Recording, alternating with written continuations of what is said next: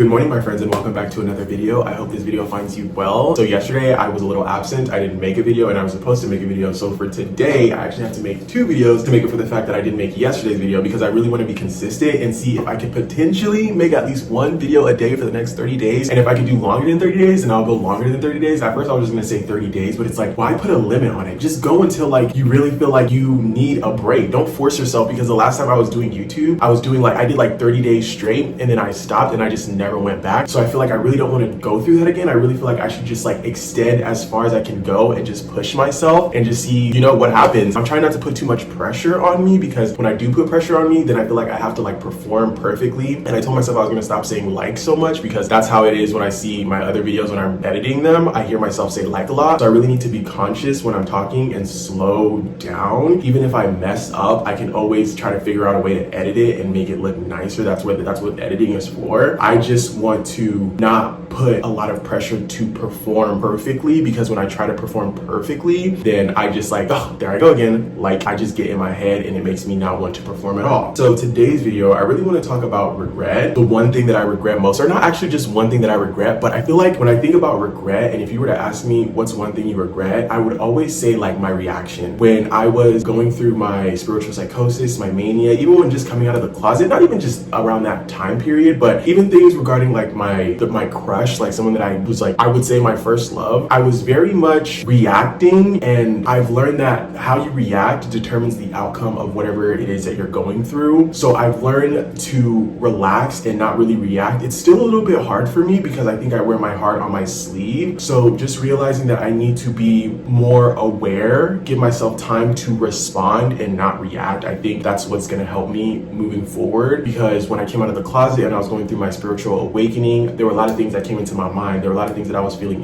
eternally. There was a lot of anger that I had for people who I felt like were supposed to love me unconditionally, and the way that they responded. Some people responded very well.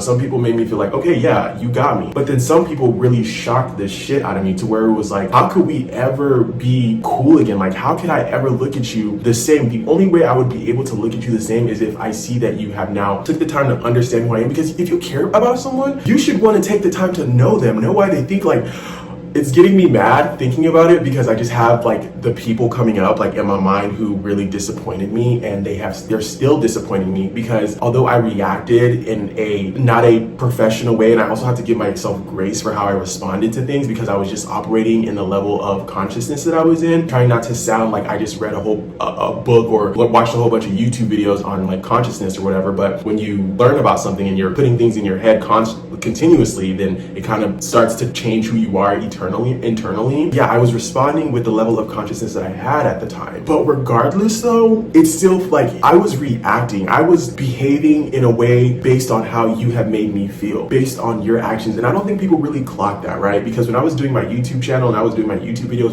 but I was doing it in a part of my manic stage, and it was just like, for me, I was angry, right? Like I was hurt. So I didn't have anywhere else to go. I didn't have any, because I had already pushed everyone away. Sometimes I regret that too, but sometimes I'm like, maybe I did the right thing. But it was just like, for me, I just felt upset, like I was just upset, and I didn't have any other way to express that but to come on here and talk my shit. And where I was going with that is, if you don't like how I present you into the world, then I feel like that should make you reflect on yourself, right? If I say, oh, you did this, you made me feel X, Y, and Z, where do you go now and think, okay, so what did I do to make him see me this way? Why does he feel that I wasn't trustworthy enough for him to come and tell me this to myself? Because this is one thing that scares me about being in a relationship and friendship, is like, this is something that I want to be a big part of my life, right? It's my passion. It's something that I enjoy doing, just sitting in front of the camera and talking to myself. I'm talking to people, but talking to myself at the same time. I love to do it. And I try to downplay how I feel about like the whole YouTube thing and like wanting to be a YouTuber and just talking in front of a camera and making a living that way. But I don't want to say this comes first, but this is very high up there. And I also have to understand that I need to not always come and rush to be like, okay, this is what's going on with my life, and like, but come from a place of more of a sound mind, right? Like deal with it internally, and if you still don't even know how to deal with it, then you can come and talk about it, because sometimes when I come and I sit in front of the camera and I talk, it helps me solve a lot of problems, because they say talking to yourself out loud helps you, right? So it does help me in that sense, but I also have to understand that whoever is with me, whether it's friendships, whether it's romantically, you will be like, you don't have to be in the camera, right? But if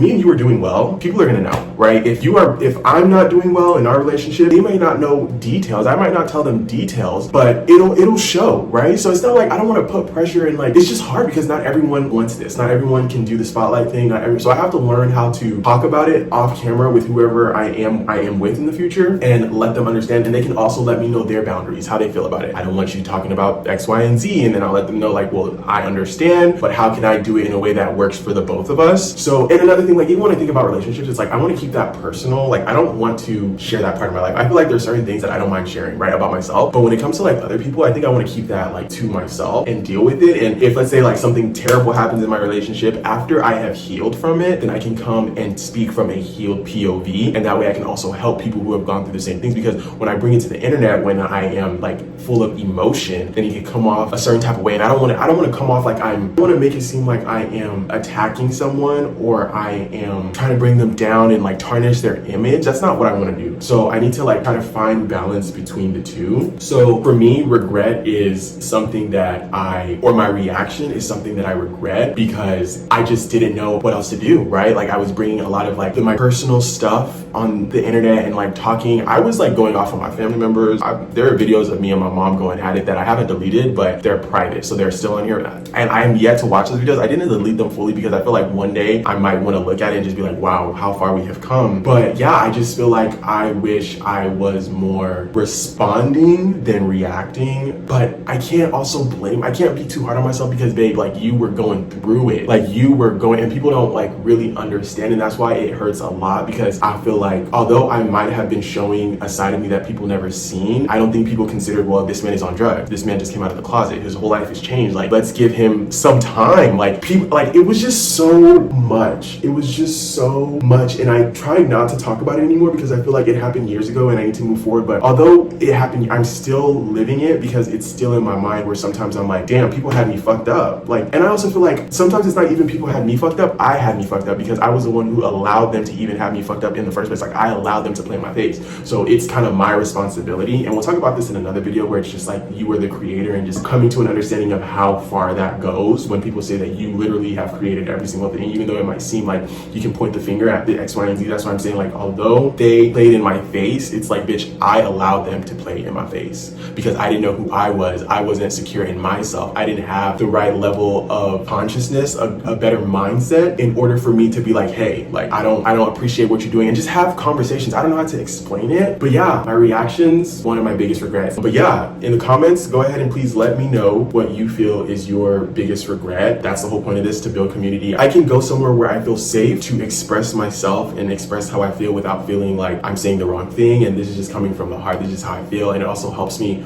mentally, because now I can see things from a different POV. So just having a channel where I can help people relate to whatever they're going through is the goal, and kind of build community from there. I don't want my whole channel to just be about like, I want to say like, I don't want it to be about me, but it's kind of hard because it is going to be about me. But at the same time, I want it to be about how I'm feeling now, and just like elevating moving forward, and just how life is going to change in the future, and not just physically, but hopefully you'll be able to see that mentally, and then getting better at speaking, because sometimes when I'm speaking to people in person, I get very nervous, I stutter, and this helps me calm down. And that's why I said, like in the beginning, I have to learn how to calm down and pay attention to like what I'm saying, even though I've said like a little bit on here, but I still feel it's less than I would have been saying. Like it's less than what I used to say going forward, so, or in the past. So yes, go ahead and comment what you feel like is your biggest regret, if you feel comfortable to do so. You don't have to. If you enjoyed this video, go ahead and give it a thumbs up. If you really enjoyed this video, go ahead and give it a comment, and if you really enjoyed this video, go ahead and hit that subscribe button for me, and I'll see you in the next video.